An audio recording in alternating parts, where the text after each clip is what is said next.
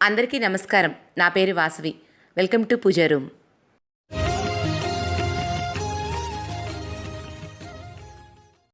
ఓం శ్రీమాత్రే నమః. అందరికీ నమస్కారం. ఈరోజు మనం దేవి భాగవతంలోని 17వ అధ్యాయమైన సుదర్శనోపాఖ్యానం గురించి తెలుసుకుందాం. సూత మహర్షి సౌనకాది మహర్షులతో, మహర్షులారా, ఆ జగన్మాత లీలలను ఎన్ని వివరించినా తక్కువే అవుతుంది. ఆమెని పలికే బీజాక్షరములను తెలిసి పలికినా తెలియక పలికినా బీజాక్షరములు అమోఘమైన ఫలితాన్ని కలిగిస్తాయి. దేవి బీజాక్షర స్మరణ వలన అష్టైశ్వర్యములను, అఖండ ఖ్యాతిని పొందిన సూర్యవంశంలో పుట్టిన అయోధ్య రాజైన సుదర్శనుడి గురించి వివరిస్తాను, శ్రద్ధగా వినండి అని సూత మహర్షి ఇలా వివరించారు. పూర్వం సూర్యవంశంలో పుట్టిన ధర్మాత్ముడైన వర్ణాశ్రమ ధర్మరక్షకుడైన ధ్రువసంధి అనే రాజు కోసల దేశాన్ని పాలిస్తున్నాడు. అతడి రాజధాని అయోధ్య. రాజు ధర్మాత్ముడైనందువల్ల అతడి సామ్రాజ్యంలో ధనధాన్య సమృద్ధులున్నాయి. దొంగతనాలు, లోబులు, ధూర్తులు, మోసగాళ్ళు, కృతజ్ఞులు, మూర్ఖులు ఎవరూ లేరు. అందువల్ల ప్రజలంతా ఎవరి పనిని వాళ్ళు చేసుకుంటూ సుఖంగా కాలం గడుపుతున్నారు. ధ్రువసంధికి 2 భార్యలు. మొదటి భార్య మనోరమ, ఆమె పట్టమహిషి. రెండవ భార్య లీలావతి. ఇద్దరూ సౌందర్యవతులతో సుఖ సంతోషాలతో ధర్మబద్ధుడై జీవిస్తూ అపరిమితమైన ఆనందాన్ని అనుభవిస్తున్నాడు. మనోరమకు సమస్త రాజలక్షణాలతో కూడిన కుమారుడు పుట్టాడు. అతడికి తండ్రి సుదర్శనుడు అని పేరు పెట్టాడు. మరొక 1 రోజుల వ్యవధిలో లీలావతి కూడా ఒక మగబిడ్డకు జన్మనిచ్చింది. అతడికి శత్రుజిత్ అని పేరు పెట్టారు తల్లిదండ్రులు. ధ్రువసంధి బిడ్డలిద్దరినీ సమానమైన ప్రేమానురాగాలతో చూస్తున్నాడు. పిల్లలిద్దరినీ ఆడుపాడుతూ పెరిగి పెద్దవాళ్ళవుతున్నారు. ఇద్దరికి కూడా ఉపనయనం చేయించి విద్యాభ్యాసాలకు పంపించాడు. సుదర్శనుడు పరమశాంతి స్వభావం కలవాడు. పైగా చురుకుదనం పాలు తక్కువగా ఉన్నవాడు. శత్రుజిత్తు అలా కాక మంచి నేర్పరితనం, మాటకారితనం కలవాడవటంతో అతడు రాజ్యంలోని వారందరి చేత ఆకర్షింపబడుతూ తండ్రికి కూడా ప్రీతిపాత్రుడయ్యాడు. ధ్రువసంధి కొంత సైన్యాన్ని తీసుకుని ఒకనాడు వేటకు వెళ్ళాడు. దట్టమైన అరణ్యంలోకి ప్రవేశించి ఎన్నో క్రూర మృగాలను సంహరించాడు. ఇంతలో ఒక వెదురు పొదలో నుంచి ఒక సింహం జూలు దులిపి దిక్కులు పగిలేటట్లుగా గర్జించింది. దాన్ని వేటాడుదామని బాణం వేశాడు. సింహం, రాజు ఇద్దరూ హోరాహోరీ యుద్ధం చేస్తున్నారు. సైనికులు కూడా 100 బాణాలు వేసినా సింహం రాజుని వదలలేదు. అతడి మీదకి దూకి పంజా విసురుతూనే ఉంది. సింహం దగ్గరికి రాగానే రాజు కత్తితో సింహాన్ని పొడిచాడు. ఒకే క్షణంలో సింహము, మహారాజు ఇద్దరూ నేలకు ఒరిగి ప్రాణాలను కోల్పోయారు. రాజు మరణ వార్త రాజ్యంలో తెలిసింది. అంతఃపురం అంతా అంధకార బంధురమైంది. వశిష్ఠుని ఆజ్ఞ ప్రకారంగా మంత్రి పురోహితులంతా అడవికి వెళ్ళి అక్కడే మహారాజుకి అంత్య సంస్కారాలు నిర్వహించి రాజ్యానికి తిరిగి వచ్చారు. అందరూ సమావేశమై ధర్మపుత్రుడైన, పెద్దవాడైన, శాంత స్వభావుడైన సుదర్శనుడిని రాజుని చెయ్యాలని నిర్ణయించుకున్నారు. విషయం తెలుసుకున్న సుదర్శనుడి తాత శూరసేనుడు, శత్రుజిత్తు తాత యుధాజిత్తు వారి వారి సైన్యాలను వెంటపెట్టుకుని అయోధ్యకు వచ్చారు. పెద్దవాడైన ధర్మసుతుడైన నా మనవడికే పట్టాభిషేకం జరగాలని శూరసేనుడు, శక్తి సామర్థ్యాలున్న నా మనవడికే పట్టాభిషేకం జరగాలని యుధాజిత్తు వాదించుకుంటున్నారు. వీళ్ల మాటలు వింటూ మంత్రులంతా మౌనంగా ఉండిపోయారు. అన్ని విధాలుగా అందరినీ తిడుతూ యుధాజిత్తు చివరికి శత్రుజిత్తును కాదని సుదర్శనునికి రాజ్యాన్ని కట్టబెడితే గొప్ప భయంకరమైన యుద్ధమే జరుగుతుందని, భూగోళాన్ని 2 ముక్కలుగా చేస్తానని అందరినీ బెదిరిస్తూ హెచ్చరించాడు. శూరసేనుడు ఇద్దరూ సమానమైన శక్తి సంపన్నులే. అయినా ధర్మ ప్రకారం సుదర్శనుడికే పట్టాభిషేకం చెయ్యమని అడుగుతున్నానని పరమశాంతంగా చెప్పాడు. ఇదే సందు అనుకున్న సామంతులంతా యుద్ధం చెయ్యాలని రాజధానికి వచ్చారు. రాజు లేకపోవడంతో రాజ్యాన్ని కొల్లగొడదామని బోయవాళ్లు, అక్రమిద్దామని సామంతులు, దోచుకుందామని దొంగలు ఇలా అందరూ రావటంతో అయోధ్య కిటకిటలాడుతున్నది. చివరికి యుధాజిత్తు, శూరసేనుడు ఇద్దరూ యుద్ధానికి సిద్ధపడ్డారు. ఇద్దరి మధ్య భయంకరమైన యుద్ధం జరిగింది. అనేక మంది తమ ప్రాణాలను పోగొట్టుకున్నారు. చివరికి యుధాజిత్తు చేసిన బాణాలకి శూరసేనుడు మరణించాడు. ఎక్కడి వాళ్ళు అక్కడ సర్దుకున్నారు. మనోరమ తన తండ్రిని చంపినట్లే కుమారుణ్ణి కూడా చంపుతారేమోనని భయపడిపోయింది. అయినా చిన్నవాడైన కొడుకుని తీసుకుని ఎక్కడికి వెళ్ళి బతకాలని ఆమె ఆలోచించసాగింది. అయోధ్యలో తనను, తన కుమారుణ్ణి కాపాడగలవారు ఎవరూ లేరని, తమతో స్నేహం చేసేవాళ్లు కానీ ఎవరూ లేరు అని నిర్ణయించుకున్నది. యధాజిత్తు వచ్చిన తరువాత రాజ్యాన్ని వదిలి వెళ్ళటం సాధ్యం కాదు. పోనీ ఇక్కడ బ్రతకనివ్వరు.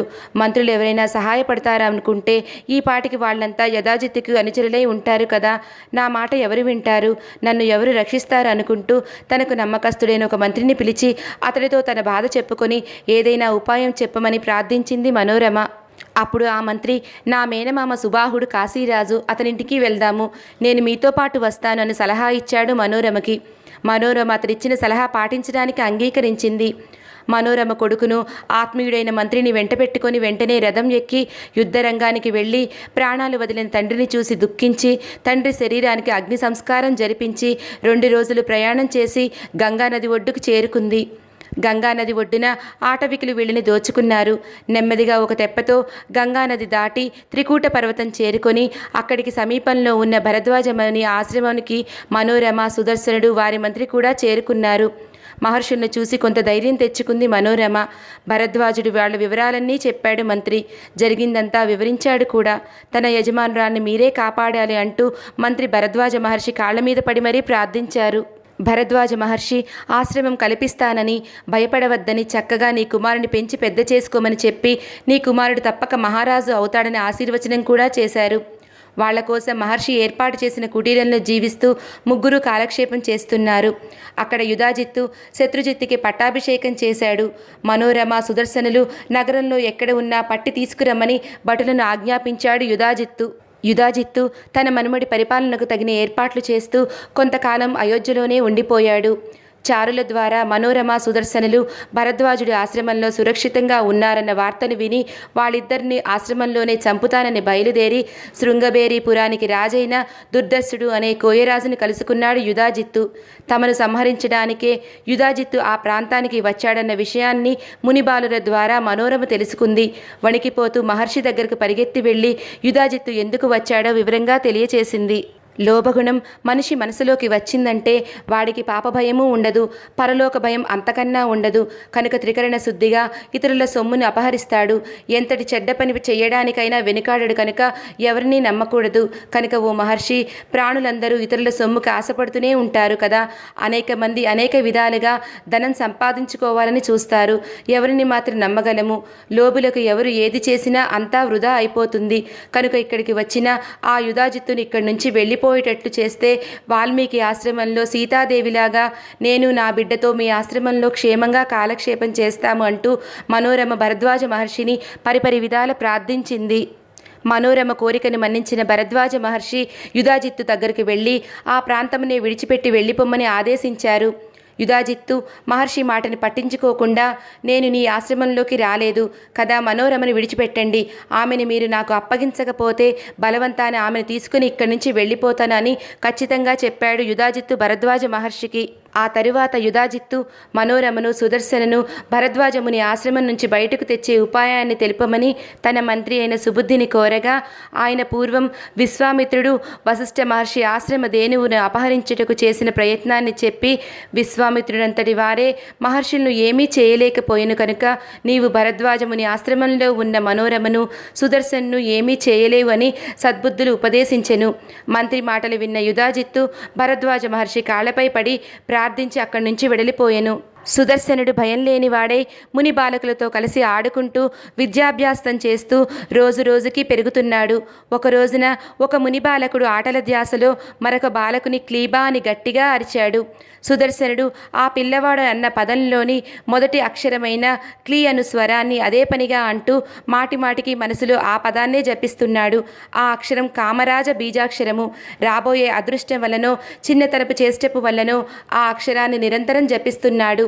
ప్రహ్లాదుడిలాగా ఏ పని చేస్తున్నా ఈ బీజాక్షరాన్ని పలుకుతూనే ఉన్నాడు.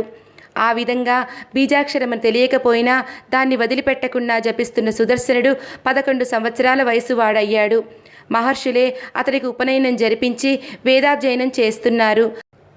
ధనుర్వేదము, నీతిశాస్త్రం మొదలైన సకల శాస్త్రాలు అతడికి క్షణకాలంలో కరతలామలకం అవుతుంటాయని అతనికి తెలియకుండానే జపిస్తున్న బీజాక్షర బల ప్రభావమే. ఇటువంటి శక్తి సంపన్నుడైన సుదర్శనుడికి ఒకరోజు ఒంటరిగా ఉన్నప్పుడు ఎర్రని రంగులో ఉండి ఎర్రని వస్త్రాన్ని, ఎర్రని సమస్త ఆభరణములు ధరించిన వైష్ణవి శక్తిగా గరుడవాహనం మీద మహాదేవి దర్శనమిచ్చి అనుగ్రహించింది. ఆమెను చూడటం వలన సుదర్శనుడు సార్థక నామధేయుడయ్యాడు. త్రికూటగురి శిఖరాల మీద ఆడుకుంటూ తిరుగుతున్న సుదర్శనుడికి ఒక దివ్యమైన ధనస్సు, రత్నాల్లా మెరిసిపోతున్న ములుకలతో కూడిన కఠినమైన బాణాలతో కూడిన అమ్ముల పొది, వజ్రములతో తయారు చేయబడిన కవచము మహాదేవి అనుగ్రహంతో దొరికాయి. సుదర్శనుని తండ్రి ధ్రువసంధి యొక్క మంత్రి మేనమామ కాశీరాజైన సుబాహుడు. ఈ సుబాహునికి సకల సద్గుణాల సంపన్నురాలైన అపురూప సౌందర్యవతి అయిన ఒక కుమార్తె ఉంది. ఆమె పేరు శశికళ. ఒక రోజున వందిమాగదులు భరద్వాజముని ఆశ్రమంలో తలదాచుకుంటున్న సౌందర్య రత్నమైన ఉత్తమ గుణ సంజాతుడైన సుదర్శనుడి గురించి చెప్తుండగా విన్నది. ఆ క్షణము నుండే ఆమె మనోఫలకంపై సుదర్శనుడిని చిత్రించుకుంది. పైగా ఆనాటి రాత్రే జగదంబ శశికళకు కలలో కనిపించి, నా భక్తుడైన సుదర్శనుడినే వివాహం చేసుకో, నీకు అతడే తగిన వరుడు, అతడిని వివాహం ఆడితే నీ కోరికలన్నీ నెరవేరుతాయని, ఇది నేను నీకిస్తున్న వరమని చెప్పింది. తన కోరికకు జగన్మాత ఆమోదముద్ర కూడా పడటంతో శశికళ అంతులేని ఆనందాన్ని అనుభవిస్తుంది. ఆమె ఆనందానికి కారణం అడిగిన తల్లికి గాని చెలికత్తెలకు గాని శశికళ అసలు విషయం చెప్పకుండా చిరునవ్వుతో దాటివేసింది. తనకు అత్యంత ఆప్తురాలైన చెలికత్తెను ఒకనాడు వనవిహారానికి తీసుకువెళ్ళి ఆమెకు తన మనసులో మాటని, జగన్మాత ఆదేశాన్ని కూడా వివరంగా చెప్పింది. ఇంతలో శశికళ పూలు కోస్తున్న ప్రాంతానికి ఒక బ్రాహ్మణుడు వచ్చాడు. అతడిని భరద్వాజ ఆశ్రమానికి సంబంధించిన వివరాలను అడిగి తెలుసుకుంది శశికళ. ఆ బ్రాహ్మణుడు భరద్వాజ ఆశ్రమంలో చూడదగిన ఉత్తముడైన గుణవంతుడైన సుదర్శనుడి వివరాలన్నీ చెప్పి, అతడే నీకు తగిన వరుడు, అతడికి కూడా నువ్వే తగిన దానవు అని, త్వరలో మీ ఇద్దరికీ వివాహం జరుగుతుందని, ఆమె కోరిక నెరవేరుతుందని ఆశీర్వదించి వెళ్ళిపోయాడు.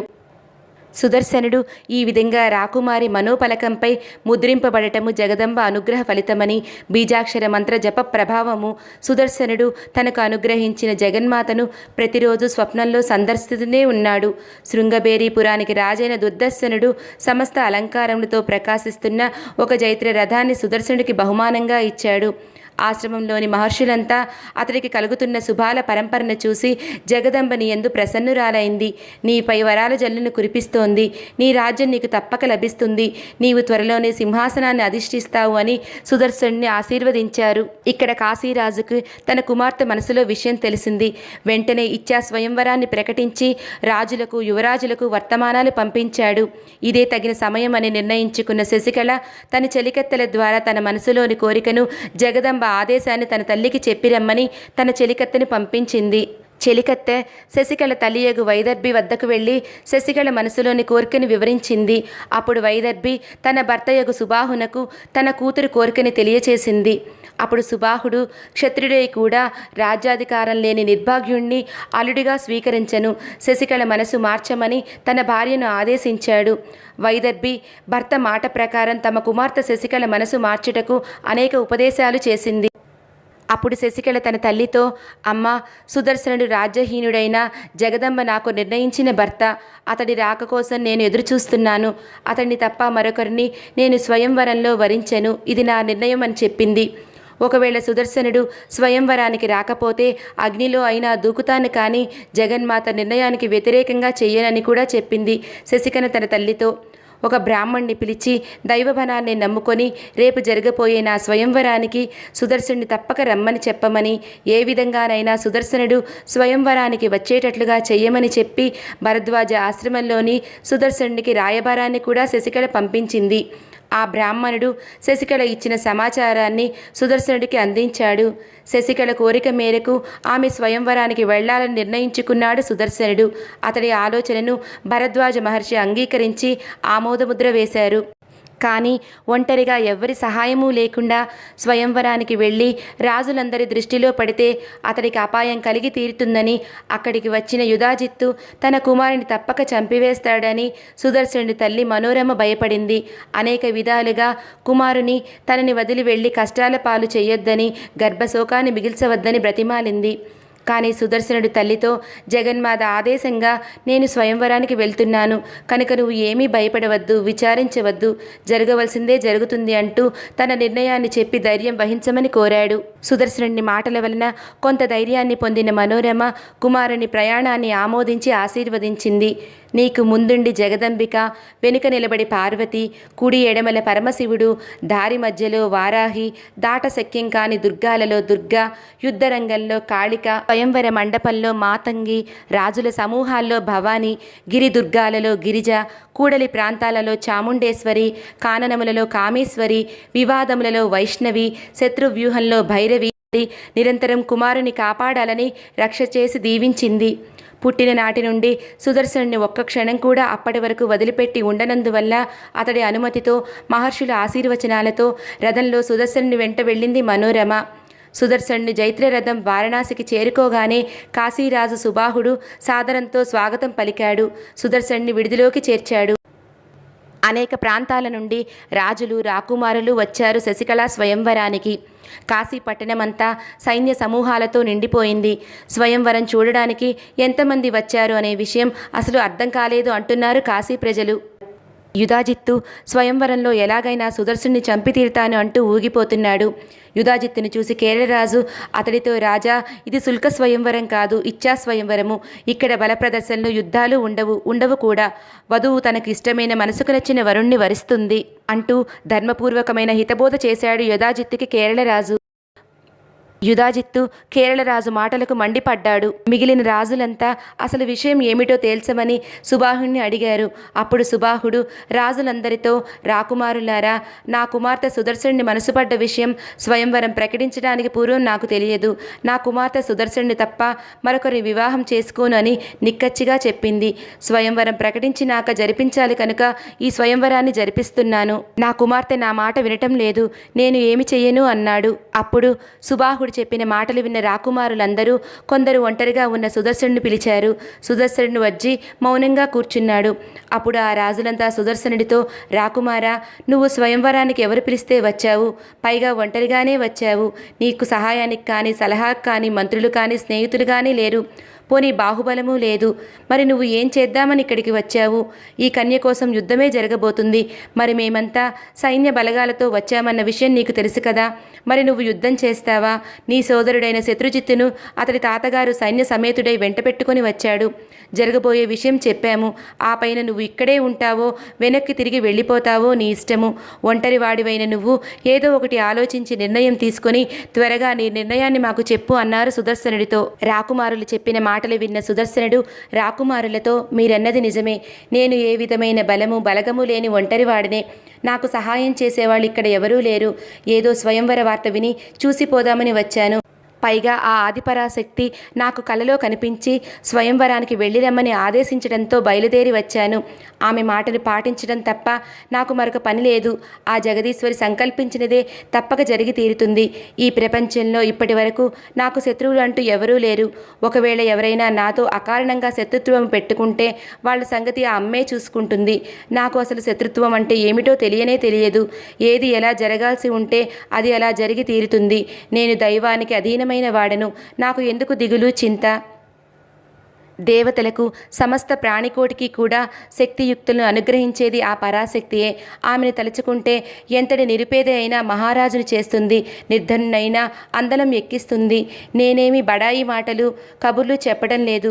నిజంగానే నేను నమ్మిన విషయాన్నే మీకు చెబుతున్నాను. ఆ పరాశక్తి అనుగ్రహం లేనిదే హరిహరాదులు కూడా ఒక్క అడుగు కూడా ముందుకు కదపలేరు. నేను శక్తి సహితుడనో శక్తిహీనుడనో ఏది జరిగితే అదే జరుగుతుంది. నేను మాత్రం ఆ పరాశక్తి ఆజ్ఞ వల్లనే ఈ స్వయంవరానికి వచ్చాను. ఆవిడ ఏది చెయ్యాలనుకుంటే అదే చేస్తుంది. నాకైతే ఏ విధమైన ఆలోచన, బెంగా లేవు.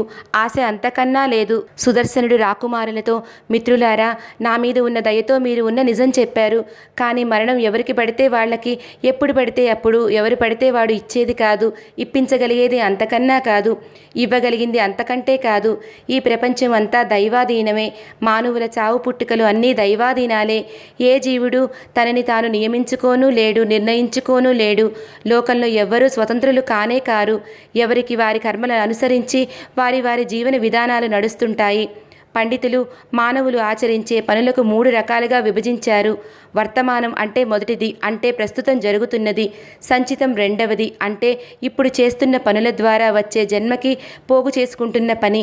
ఇక ప్రారబ్ధం మూడవది, అంటే ఇంతకుముందు జన్మల్లోనూ ఇంతకుముందు క్షణం వరకు చేసిన పనుల తాలూకు ఫలితాలను అనుభవించటం అనే అర్థము.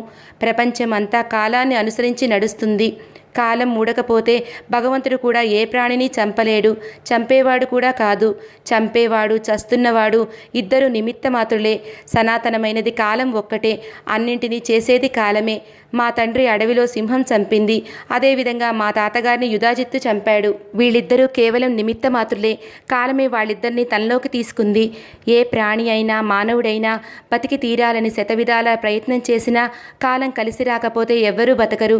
కాలమే కలిసి వస్తే ఏ ప్రయత్నము చేయకపోయినా ఎటువంటి ఆపదలు ఎన్ని ఎదురైనా జీవించి తీరుతారు. కనుక నేను యదాజిత్తుకి ఏమాత్రమూ భయపడను. దైవమే పరతత్వమని, సర్వమని నిర్ణయించేదని, సర్వోత్కృష్టమైనదని గట్టిగా నమ్మి స్థిరంగా ఉన్నాను. ఏ విధమైన ఆలోచన, చీకు, చింత, దిగులు లేకుండా నిత్యం ఆ పరాశక్తిని తలుచుకుంటున్నాను. నాకు ఏది శుభప్రదమైనదో దాన్నే నాకు ఆమె కలిగిస్తూ ఉంటుంది. అశుభమైన దాన్ని తొలగించి తీరుతుంది. పూర్వం సంపాదించిన మంచినైనా చెడునైనా తప్పక అనుభవించి తీరాల్సిందే కదా. మనం అనుభవిస్తున్నది, అనుభవించబోయేది అంతా మనం చేసుకున్నదే కదా.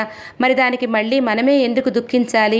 పైగా ఎదురుగా తాను చేసిన పనికి తానే దుఃఖపడుతూ పైకి నిమిత్తంగా కనిపించే కారణం మీద శత్రుత్వాన్ని పెంచుకోవడము, ద్వేషించడము మన తెలివి తక్కువతనమే అవుతుంది కదా. నాతోటి రాకుమారులారా, నాకు శత్రుత్వము, భయము, దుఃఖము ఇవి ఏమీ తెలియవు. అందుకనే భయరహితుడనే నిస్సందేహంగా మీ మధ్యకు వచ్చాను. పైగా స్వయంవరం చూడడానికి ఒంటరిగానే పరాశక్తి ఆజ్ఞ ప్రకారంగానే వచ్చాను. కానివ్వండి, ఏది జరగాల్సి ఉంటే అదే జరుగుతుంది. నాకు ఆవిడే ప్రమాణము, మరొకటి ఏది నాకు అసలు తెలియదు. ఆవిడ సుఖాన్ని ప్రసాదిస్తే సుఖాన్ని అనుభవిస్తాను. ఒకవేళ దుఃఖాన్ని ప్రసాదించినా తప్పక దాన్ని ఆనందంగానే స్వీకరిస్తాను. అంతా ఆ పరాశక్తిదే నిర్ణయము. యుధాజిత్తు సుఖాలను అనుభవిస్తున్నా నాకు అతడితో ఏ విధమైన శత్రుత్వము లేదు.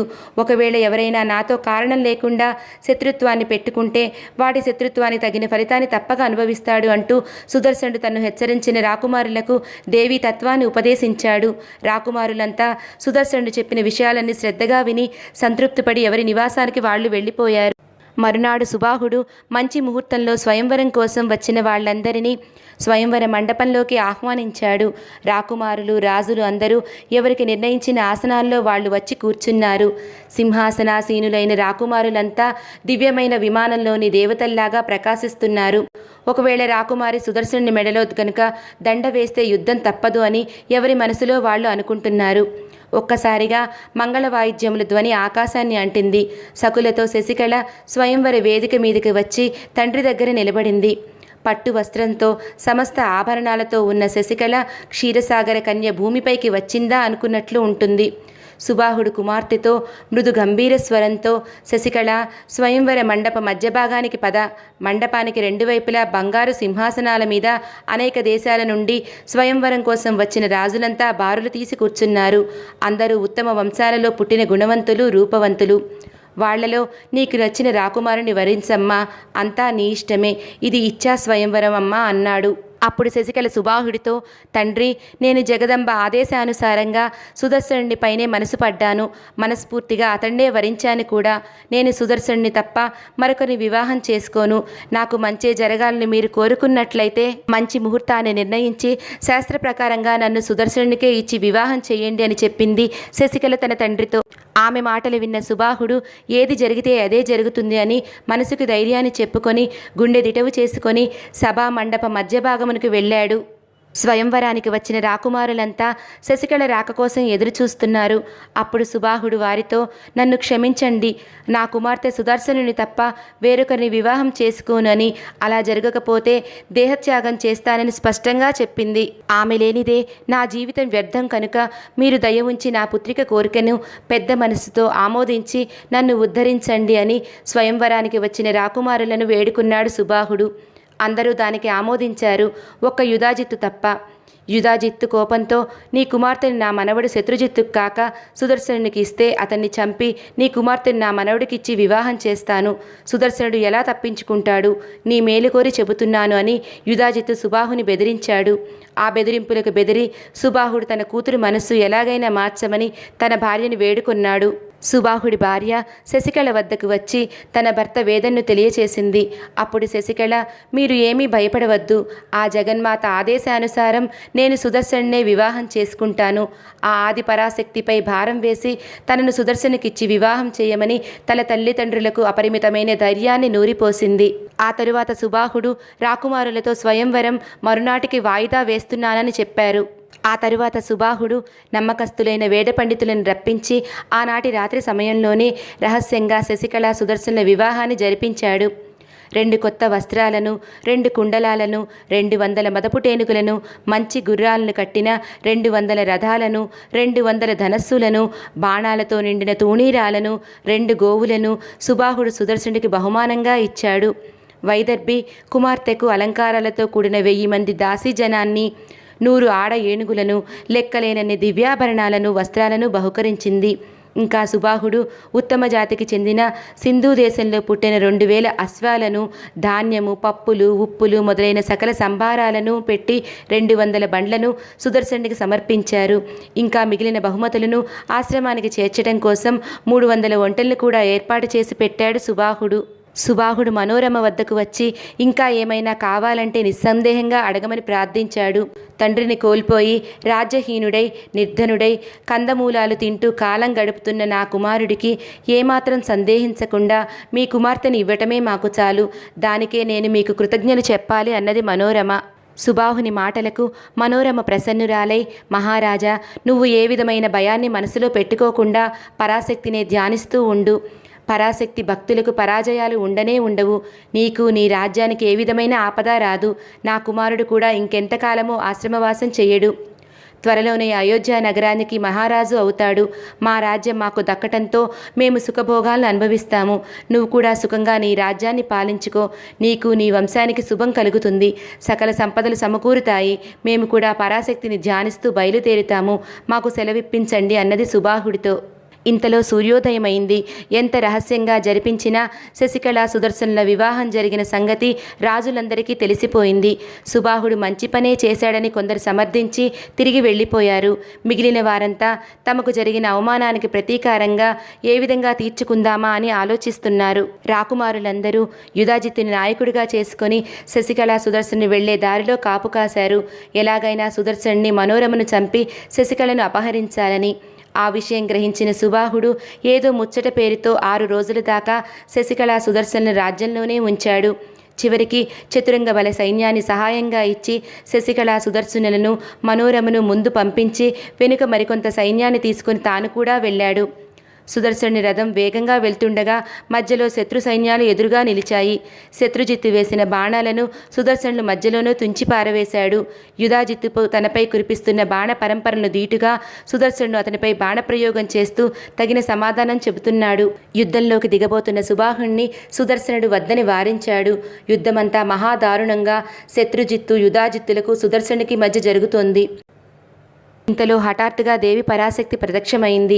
ఆమెను చూడగానే శశికళ, సుదర్శనుడు, మనోరమ, సుబాహుడు కూడా నమస్కరించారు. జగదంబ దర్శనంతో సుదర్శనుడు మరింత శక్తిమంతుడై మరొకసారి పరాశక్తిని శిరస్సు వంచి నమస్కరించి కామరాజ బీజాక్షరాన్ని జపిస్తున్నాడు. అంతే, ఒక్కసారిగా పరాశక్తి వాహనం గర్జించింది. ఆ గర్జనకు శత్రు సైన్యంలో ఏనుగులు, గుర్రాలు పరుగులు పెట్టాయి. పెద్ద ప్రళయ మారుతం ఒక్కసారిగా వీచడంతో శత్రు సైనికుల కళ్ళు దుమ్ముతో నిండిపోయాయి. అది చూసి శత్రు సైన్యమంతా బొమ్మల్లా నిలబడిపోయింది. జగన్మాత అండగా ఉందన్న ధైర్యంతో సుదర్శనుడు తన ప్రయాణాన్ని ముందుకు కొనసాగిస్తున్నాడు. సుదర్శనుని రథం ముందుకు వెళ్లడం ముందుగా గమనించిన యుధాజిత్తు ఆడదానికి భయపడి బొమ్మలైపోయారేమిటి, సుదర్శనుడికి పట్టి నరికి పోగులు పెట్టమని అరుస్తూ ప్రోత్సహిస్తున్నాడు సైన్యాన్ని. ఇతర రాజులను కూడా. అలా తన సైన్యంతో అరుస్తూనే యుధాజిత్తు సుదర్శనుడి మీద బాణవర్షాన్ని కురిపిస్తుంటే సుదర్శనుడు దానికి రెట్టింపుగా బాణప్రయోగం చేస్తున్నాడు. ఒక యంత్రంలో నుంచి బాణాలు బయటికి వస్తున్నట్టుగా సుదర్శనుడి చేతిలో నుంచి బాణాలు బయటికి వస్తున్నాయి.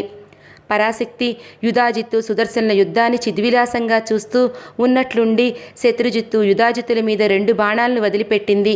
వాళ్ళిద్దరూ ఒకేసారి నేల మీద పడ్డారు. మిగిలిన రాజులంతా ఆశ్చర్యపోయి చూస్తుండగా సైనికులంతా ఎక్కడికక్కడ బిగుసుకుపోయారు. ఆ ఆది పరాశక్తి సుదర్శనుని స్వయంగా కాపాడినందుకు సుబాహుడు మిక్కిలి సంతోషించి జగన్మాతను ఈ విధంగా స్తుతిస్తున్నారు. అమ్మా జగజ్జనని, నీవు నిర్గుణ స్వరూపిణివి, నేనేమో గుణసహితుడిని కనుక నా బుద్ధితో ఎంతగా ఆలోచించి ప్రయత్నించినా నిన్ను తెలుసుకోలేను. నీ భక్తుల ఆర్తిని తొలగించే పరాశక్తివైన నీ ప్రభావం చక్కగా స్పష్టంగా చూస్తూ నిన్ను ఏమని స్తోత్రం చేయను, ఎలా స్తోత్రం చేయను? సర్వే సర్వత్వా వ్యాపించి ఉన్నది నువ్వే, వాగ్దేవతవు నువ్వే, అందరి బుద్ధులకు విద్యలకు మతి గతి అన్నీ నువ్వేనమ్మా. అందరికీ ఆత్మస్వరంగా ఉండేది నువ్వే. బ్రహ్మాది దేవతలు కూడా నిన్ను సంపూర్ణంగా తెలుసుకోలేకపోతున్నారు. మరి నేనెంత? ఇప్పటి వరకు నాకు ఎటువంటి సజ్జన సాంగత్యము చిత్తశుద్ధి లేకపోవడంతో నిన్ను గురించి స్తోత్రం చెయ్యలేకపోయినా ఇప్పుడు సుదర్శనుడు అల్లుడైన పుణ్యమా అని నీ దివ్యరూప సందర్శన భాగ్యాన్ని పొందగలిగాను.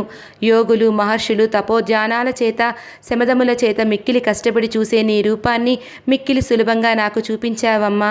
నేను ధన్యుడినయ్యాను. ఇదంతా నీదయే. నీవు భక్త దయాపరాయణాలివమ్మ. క్షణకాలంలో శత్రువును సంహరించి సుదర్శనుని కాపాడడం నీ భక్త రక్షణ దీక్ష దక్షతకు నిదర్శనము. అది నీ సహజ గుణము. చరాచర సృష్టికంతటికి ప్రాణప్రదమైన దివ్య శక్తివి నువ్వు. జనన మరణాలను భయాన్ని దూరం చేసే దురితాపహారిణివి. జపతపాలు సేవ ఏమీ చేయలేని అజ్ఞానుడైన నన్ను అనుగ్రహించి నీ దివ్య దర్శనాన్ని కలిగించటంతో నేను కృతార్థుడనయ్యాను. నా జన్మ ధన్యమవటంతో పాటు నీ శక్తి సామర్థ్యాలు, నీ ప్రభావము, నీ దయాగుణము నాకు తెలిసాయి అంటూ సుబాహుడు చేసిన స్తోత్రానికి సంతృప్తిపడిన జగన్మాత సుబాహుడిని వరం కోరుకోమని చెప్పింది. అప్పుడు సుబాహుడు, ఏది కోరినా నీతోనూ నీ దర్శనంతోనూ సాటి రావు కదా తల్లి. నీ దర్శన భాగ్యాన్ని కలిగించి నన్ను కృతార్థుని చెయ్యటమే నువ్వు నాకిచ్చిన దివ్యమైన వరము. నీ మాట ప్రకారంగా కోరుకుంటున్నాను. నువ్వు నా నగరంలో దుర్గవై నిలిచి నన్ను, నా వంశాన్ని, నా ప్రజలను, నా రాజ్యాన్ని కాపాడి రక్షిస్తూ ఉండు. శత్రువులను సంహరించి భద్రతను కల్పించి సర్వదా సుదర్శనుని రక్షించినట్లుగా నన్ను కూడా రక్షిస్తూ ఉండు అని వరం అడిగాడు. సుబాహుడి కోరిక మేరకు పరాశక్తి దుర్గగా కాశీనగరంలో నివసించడానికి తన అంగీకారాన్ని తెలిపి అతనిని అనుగ్రహించి సుదర్శనుడు సింహవాహినికి నమస్కరించి భక్తితో స్తోత్రం చేయటం ప్రారంభించాడు. అమ్మా జగన్మాత, నీ దయ అపారం కదా. భక్తులను, భక్తుల కార్యవారిని కూడా కాపాడే లక్షణము, దీక్ష నీకే ఉన్నాయమ్మా. అటువంటి నువ్వు నన్ను రక్షించడంలో వింత ఏమి ఉంది? సకల ప్రపంచాన్ని నువ్వే సృష్టించి పోషించి ఉపసంహరిస్తుంటావు. జగజ్జనని, నీ ఆజ్ఞ లేనిదే ఇకపై నేను ఒక్క అడుగు కూడా కదపలేను కూడా. ఇప్పుడు నన్ను నువ్వు ఎక్కడికి వెళ్ళమంటావో, ఏమి చెయ్యమంటావో చెప్పు. నువ్వు ఏది చెబితే నేను అదే చేస్తాను అన్నాడు సుదర్శనుడు. సుదర్శనుని ప్రార్థన మేరకు జగన్మాత సుదర్శనుడితో, నువ్వు అయోధ్యకు వెళ్ళి సింహాసనం అధిష్ఠించి నీ రాజ్యాన్ని నువ్వు చక్కగా పాలించు. నన్ను స్మరించడము, అర్చించటం మానవద్దు, మరిచిపోకు. నీకు, నీ ప్రజలకు అండగా ఉంటూ సమస్త శుభాలను కలిగించి రక్షిస్తుంటాను. అష్టమి, నవమి, చతుర్దశి తిథులలో నాకు బలిదానపూర్వకంగా విశేషమైన పూజలు జరిపిస్తూ ఉండు. నీ నగరంలోని ప్రజలంతా నన్ను 3 వేళలా పూజించాలి. శరత్కాలంలో నవరాత్ర దీక్షతో విశేషంగా మహాపూజలు జరిపించాలి. ప్రతి సంవత్సరం చైత్ర, ఆషాఢ, ఆశ్వేజ, మాఘమాసాల్లో మహోత్సవాలను జరిపిస్తూ ఉండు. ప్రతి నెలలోనూ నాకు ప్రీతికరమైన కృష్ణపక్షంలోని చతుర్దశి నాడు విశేషమైన అర్చనలు చేసిన వాళ్ళని విశేషంగానే అనుగ్రహిస్తానని చెప్పింది ఆ ఆదిపరాశక్తి. సుదర్శనుడు స్తోత్రం చేస్తుండగానే పరాశక్తి దుర్గాదేవి అంతర్ధానమైంది. రాకుమారులంతా సుదర్శనుడి దగ్గరికి వచ్చి అతడి పాదాలకు నమస్కరించారు. ఆ సమయాన సుదర్శనుడు దేవతల పూజలు అందుకుంటున్న దేవేంద్రుడిలా వెలిగిపోతూ ఉండగా సుబాహుడు కూడా అతడికి నమస్కరించాడు. అందరూ కలిసి సుదర్శనుడిని, పరాశక్తిని దర్శించిన అదృష్టవంతుడివి. నీ అంతటి పుణ్యాత్ముడు, ధన్యాత్ముడు ఈ లోకంలో మరెవరూ లేరు. ఆదిశక్తి ఆజ్ఞ ప్రకారం స్వయంవరానికి వచ్చావని నువ్వు చెప్పినా నీ శక్తిని, పరాశక్తి అనుగ్రహాన్ని మూఢులమైన మేము తెలుసుకోలేకపోయాము. మేమంతా నిరంతరం సంసార చింతనలో పడి మునిగిపోతున్న వాళ్ళ. దయచేసి దేవీ మహత్యాన్ని మాకు వివరించి మా జీవన విధానాలను సరిచేసి ఉద్ధరించి తరింపచేయమని అడిగారు రాకుమారులందరూ. సుదర్శనుడు రాకుమారుల ప్రార్థనకు సంతోషించి మనసులో మరొక్కసారి ఆ పరాత్పరిని ధ్యానించి, సృష్టిలో సమస్తానికి ఆదిమూలం ఆ పరాశక్తియే. సాత్విక గుణంతో మహాలక్ష్మిగా ఈ ప్రపంచాన్ని పాలిస్తుంది. రజోగుణంతో మహాసరస్వతిగా ఈ జగత్తును సృష్టిస్తుంది. తమో గుణంతో మహాకాళిగా ఈ విశ్వాన్ని అంతటినీ ఉపసంహరిస్తుంది. ప్రళయకాలం ఆసన్నమైనప్పుడు ఈ 3 గుణాలతో ఈ పనులన్నీ చేస్తున్నా ఆమె గుణాతీతురాలు. ఆ పరాశక్తిని తెలుసుకోవటం మహాయోగీశ్వరులకే సాధ్యం కాదు. ఆమె యొక్క సగుణ సాకార రూపమే మనము సేవించడానికి సులభంగా అర్థమవుతుంది. ఆ పరమదయామయురాలే నేను నిరంతరం ఉపాసించే నా ఆరాధ్య దైవము. అసలు నీవు పరాశక్తిని ఎలా తెలుసుకున్నావు? పూజించాలని ఎలా అనిపించింది? నువ్వు అతి చిన్న వయస్సులోనే అడవులకు వచ్చావు కదా అని ప్రశ్నించారు రాకుమారులంతా సుదర్శనుడిని. అప్పుడు సుదర్శనుడు తనకు తెలియకుండానే తెలియని వయసులోనే లభించిన కామరాజ బీజాక్షరాన్ని జపించానని 12 సంవత్సరాలు గడిచిన తరువాత భరద్వాజుడి ఆశ్రమంలో మహర్షులు చెబుతుండగా దేవి మహత్యాన్ని విని ఆమె యందు నా మనస్సును లగ్నం చేసుకున్నాను అంటూ తన అనుభవాలను స్మరించుకుంటూ జగన్మాతను మరల తలుచుకుంటూ ప్రభువుగా పొందవలసిన మర్యాదలన్నిటినీ పొందుతూ రాజభవనంలో కాలు పెట్టాడు సుదర్శనుడు. ఆ తరువాత మంత్రి పురోహితులను పిలిపించి మంచి ముహూర్తంలో ఒక బంగారు సింహాసనం చేయించి దానిలో పరమేశ్వరి వైష్ణవీదేవిని ప్రతిష్ఠించి పూజించిన తరువాత రాజ్యపాలన ప్రారంభిస్తానని చెప్పాడు. రాజ్యంలో ప్రతి ఇంట్లో జగన్మాతను పూజించాలని శాసించాడు. కాశీ పట్టణంలో సుబాహుడు కూడా దేవీ విగ్రహాన్ని ప్రతిష్ఠ చేశాడు. అందరూ ఎటువంటి తేడాలను పాటించకుండా దేవీ పూజలను చేస్తూ ఆనందంగా కాలం గడుపుతున్నారని సూత మహర్షి శౌనకాది మునులకు వివరించారు. సమాప్తం.